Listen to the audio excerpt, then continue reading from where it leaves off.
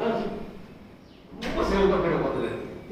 சேவத்து மாதிரி எந்த சத்தமும் இல்லை. ஐயா பிரயாணம் திரும்பி ஒரு இருக்கிறாரா ஒரு சத்தமும் தான்.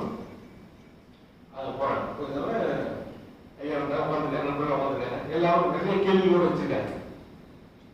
எப்படி நாங்க தாட்லெஸ் ஸ்டேட் என்ன மட்டும் நிலையை விட்டு போறது ஒரு கேள்வி. பார்த்தேன் அவங்க நிலையே இல்லை. பார்த்துட்டேன் அந்த மாதிரி ஒரு நிலையே கிடையாது. தாட்னா நீங்களே இங்க கிடையாது. அவங்களுக்கு நிலையே இல்லை அப்படின்னு இவங்களுடைய தாட்டே அதுதான். இந்த பதில கேட்டவங்க அப்படியே அந்த சேர் நிலைக்கிற ஒரு மாதிரி தான். நம்ம இருப்பிடத்தையும் கொடுக்குற மாதிரி இருக்குது. நம்ம எதை நம்ம கோல் வச்சிருக்கிறோமோ அப்படி ஒரு நிலைமை இல்லைங்கிறாங்க அப்படின்னு பாக்குறாங்க. இது மாதிரி சரி நீங்க ரொம்ப நாளா தேடி வந்திருக்கீங்க. நாங்கெல்லாம் பிசினஸ்ல தொழில் இருந்தோம். நாங்க எப்படி ஞானம் கிடையாது. எங்களால எப்படி தொழில் விட்டு வர முடியாது, எங்களுடைய வேலையை விட்டு வர முடியாது. நாங்க எப்படி ஞானம் கிடையாதுன்னு கேட்கறாங்க. சொல்றாரு ஒரு சண்டே நாள் லீவ் தான் உங்களுக்கு. சண்டே நாள்ல நீங்க ஞானம் பண்ணலாமே. இவங்க இன்னும் தூக்கி வரப்படுது. நீங்க உண்மையிலேயே ஒரு கட்டாத ஆகுதாமா இது எப்படி சொல்றாரு அப்படின்ட்டு அப்படியே இதா இப்படி மாற்றிக்க இவங்க நினைக்கிறதுனா லைஃப்ல அச்சீவ்மெண்டே அதுதான்.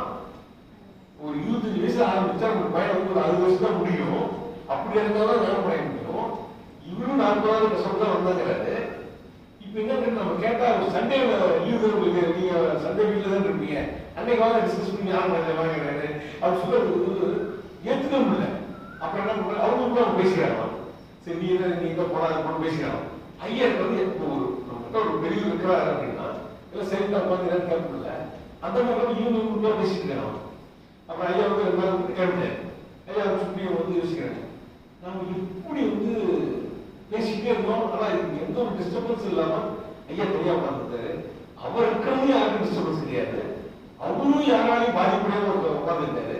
நம்ம என்ன சொன்னாலும் அவர் இருந்தது ஒரு வித்தியாசமா இருந்துச்சுங்க. அவர் இருக்கிறப்ப அந்த ஒரு நிலை நம்முடைய நிலை ஒரு அமைதியாகவும் ஒரு அணுகுமுறை வித்தியாசமா இருந்தது. அதுக்கப்புறம் ரியலைஸ் பண்றாரு. ரியலைஸ் பண்ணிட்டு அப்புறம் தான் ஒரு புக்கு அனுப்பிடுகிறது. என்ன பண்ணிருக்குன்னா தியானத்தோடு ஞானத்துக்கு அது எப்படி ஏற்படுகிறது. இதை படிச்சு முடிச்சுட்டு அவர் ஒவ்வொரு 2 மாசம் ரமாசம் போய் மனோத்தில் இருப்பார். ரமாசம் போறாரு.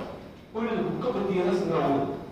உடனே பெரிய விஷயம் இதுதான் உண்மை. ஐயா சொல்றதுதான் உண்மை, வேற எதுவுமே கிடையாது.